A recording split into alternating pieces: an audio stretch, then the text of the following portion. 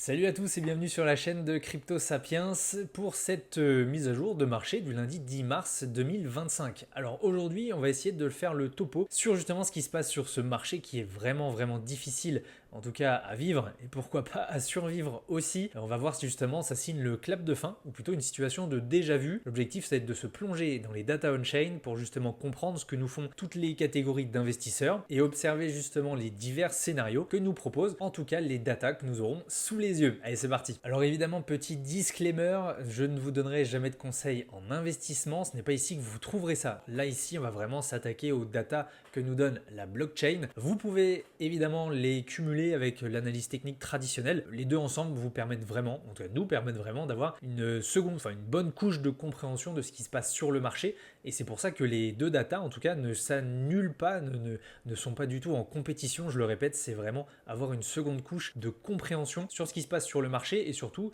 pour ne pas rester un peu désarçonné par rapport à ce qui se passe actuellement. Et pour commencer, on va faire un petit tour sur le Bitcoin Index Performance, cette fois depuis le halving. Alors comme vous le savez et comme vous le voyez, depuis à peu près une cinquantaine de jours, donc on va dire un mois et demi, le cycle actuel 2024-2025 se décorrèle quand même assez largement des cycles précédents. En vert, vous avez le cycle de 2016-2017, en bleu 2020-21, je ne parlerai pas des cycles en orange ou en rouge qui eux, bien sûr, font partie des tout premiers cycles de Bitcoin où la performance n'était pas du tout la même. Et vous le voyez, pourquoi l'ambiance est morose sur le marché et dans l'esprit des investisseurs, c'est parce que forcément, l'action du prix du Bitcoin ne suit pas du tout les attentes que nous aurions pu avoir. On voit justement que pour l'instant, on n'est pas du tout dans cette dynamique haussière qui s'était justement passée, par exemple en 2017, environ 280 jours après le halving, où là ça avait explosé à la hausse, ou encore pour justement le cycle de 2020-21, où ici nous avions attendu environ 196 jours avant cette fameuse grosse explosion. Ici, c'est même plutôt l'inverse. Il faut quand même réaliser que évidemment, on n'est pas sur les mêmes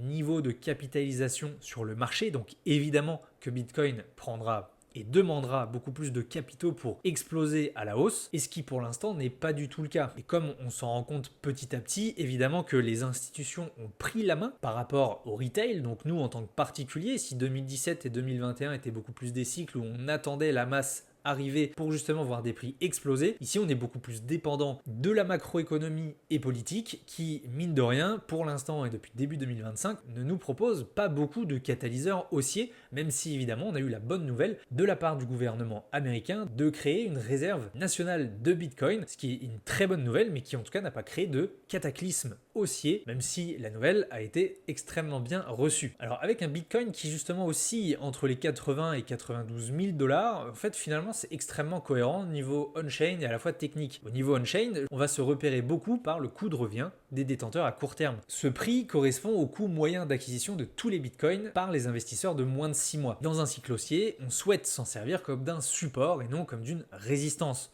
On le voit justement par exemple en janvier 2024 ou encore en avril lorsqu'il sert de support, on repart généralement à la hausse par la suite. Ça nous est également arrivé en octobre et en novembre juste avant les élections américaines. Malheureusement, lorsqu'il est cassé à la baisse, et bien là c'est toute une autre histoire puisqu'évidemment on se retrouve avec beaucoup d'investisseurs qui se retrouvent sous l'eau, en perte. Et évidemment, comme ce sont des investisseurs à court terme, généralement ce ne sont pas les meilleurs pour tenir face à un FUD, justement une peur ambiante sur les marchés. Et donc se retrouvent à vendre malheureusement leur Bitcoin à perte pour sortir le plus vite possible au cas où justement le marché corrige de plus en plus. Comme vous le voyez, c'est assez cohérent avec la période que nous avions vécue lors de l'été-automne 2024, c'est-à-dire que le prix du Bitcoin était passé justement en dessous, ce coût de revient des détenteurs à court terme ici en rouge, et avait plutôt servi de résistance, ce qui fait qu'à chaque fois qu'on approchait ce coût moyen d'acquisition, eh bien on repartait à la baisse à plusieurs reprises. Et lorsqu'à la mi-octobre, on a vraiment réussi à s'en servir comme d'un support et rebondir dessus, c'est ici que justement on a commencé à revoir le marché repartir et exploser à la hausse. Et pour l'instant, c'est justement tout l'inverse qui se passe. Ça fait déjà à 2 reprises que l'on s'en sert comme d'une résistance, ce qui fait qu'à chaque fois on repart avec un Bitcoin à la baisse, puisqu'ici les investisseurs reviennent sur leur coût moyen d'acquisition et potentiellement vu qu'ils perdent confiance dans le marché, au niveau psychologique, on imagine très bien qu'ils vendent à break-even, c'est-à-dire à ce point d'équilibre entre ni perte ni gain et sortent du marché, donc ce qui forcément crée un effet boule de neige et on voit donc la pression vendeuse s'accumuler. Le second support que l'on regarde cette fois est technique, c'est la moyenne mobile des 200 derniers jours. Ici estimée à 83 300 $, elle nous a servi déjà à 2 reprises comme d'un support extrêmement solide et c'est justement le prix que l'on souhaite vraiment ne pas franchir à la baisse pour éviter de ne pas se retrouver à aller beaucoup plus bas. Donc de notre côté en tant qu'investisseur, ce sont ces deux zones de prix qu'il faut absolument surveiller. Maintenir les 83 000 $, repasser au-dessus des 92 000 $ pour enfin reprendre une tendance haussière sur le court terme. Ce qui est extrêmement intéressant aussi de comprendre et de savoir au niveau on-chain, c'est de voir qui nous ajoute de la pression vendeuse. Déjà d'une part, on a tous les ETF Bitcoin. Ces investisseurs qui potentiellement ont acheté trop haut ici au-dessus des 90 000 $, voire même au-dessus des 100 000 $. On a eu beaucoup d'investissements sur ces niveaux-là. On avait des semaines à plus de 2 milliards d'entrées de capitaux, alors que là, forcément, depuis plus d'un mois, on est plutôt à l'inverse. On a vraiment des grosses sorties de capitaux. On s'est même tapé une semaine à moins 2,4 milliards de sorties au niveau des ETF. Donc forcément, ça n'aide pas le marché à reprendre légèrement confiance. Et si justement on regarde ce qui se passe au niveau des URPD, donc vraiment voir tous les bitcoins échangés les 30 derniers jours, on arrive à remarquer dans quelle zone il y a une grosse force d'accumulation et à l'inverse dans quelle zone il y a une énorme pression vendeuse. Et comme vous le voyez, en rouge, ce sont la quantité de bitcoins qui sont vendus à un certain prix.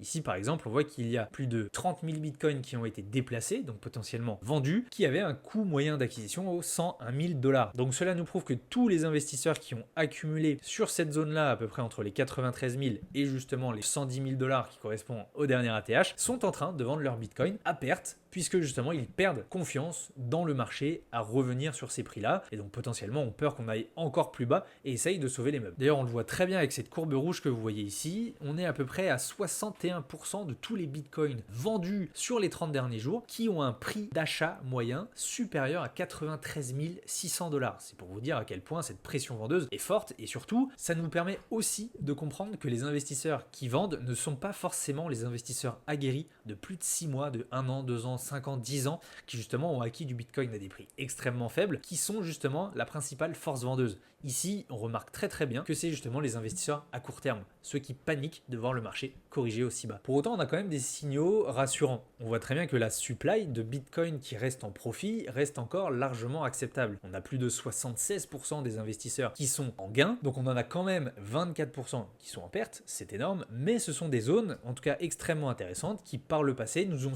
toujours servi de support pour rester haussier dans ce marché malgré les corrections. On l'a vu justement lors de l'été-automne 2024, même descendu jusqu'aux 66% de la supply en profit lors de l'été 2021, et justement tout au long de 2017, eh bien on voit très bien qu'on était tombé sur ces niveaux-là à plusieurs reprises, vu les nombreuses corrections que ce cycle avait subies. Et enfin, l'autre indicateur que je surveille attentivement, c'est celui des pertes et des profits non réalisés, c'est-à-dire comparativement à la capitalisation totale du marché, à combien s'élèvent les pertes latentes, c'est-à-dire non réalisées, non vendues, qui sont encore présentes à cause de cette correction et de cette situation sur Bitcoin. Eh bien, on remarque que pour l'instant, 92% de toute la capitalisation de Bitcoin est encore en profit. C'est extrêmement rassurant puisque comme vous le voyez, c'est à peu près les niveaux que nous avions atteints justement lors de l'été-automne 2024. On était même tombé jusqu'à 90%, donc soit 10% de pertes non réalisées, ce qui correspond globalement à ce qu'on a vu un peu plus tôt sur le graphique précédent, avec des points tout aussi mesurés sur le cycle de 2016-2017, ce qui nous montre que malgré que l'on ait environ 5 à 10% de pertes non réalisées sur le marché, que la phase haussière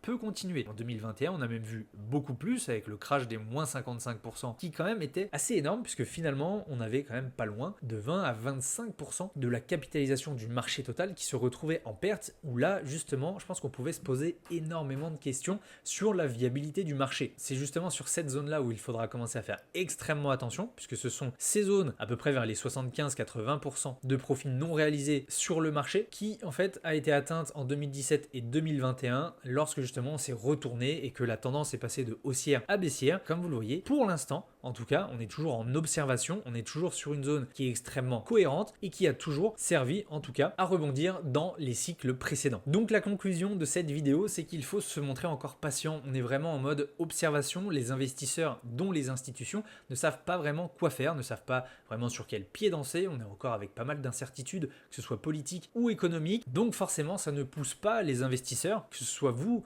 émois ou encore les institutions à vraiment se projeter et à savoir quoi faire de l'argent disponible pour l'investir, ce qui fait que l'on se retrouve dans cette phase de latéralisation correction identique à ce que l'on avait vu justement lors du premier ATH de mars 2024, où ici nous avions donc latéralisé pendant 8 longs mois. Mais en tout cas, on l'a vu ensemble, les niveaux à protéger, les 83 000 $ et ceux à réatteindre, les 92 000 $ pour vraiment continuer d'espérer à retrouver une tendance haussière sur le court terme. J'espère que cette nouvelle vidéo vous aura plu et à très bientôt sur la chaîne de Crypto Sapiens.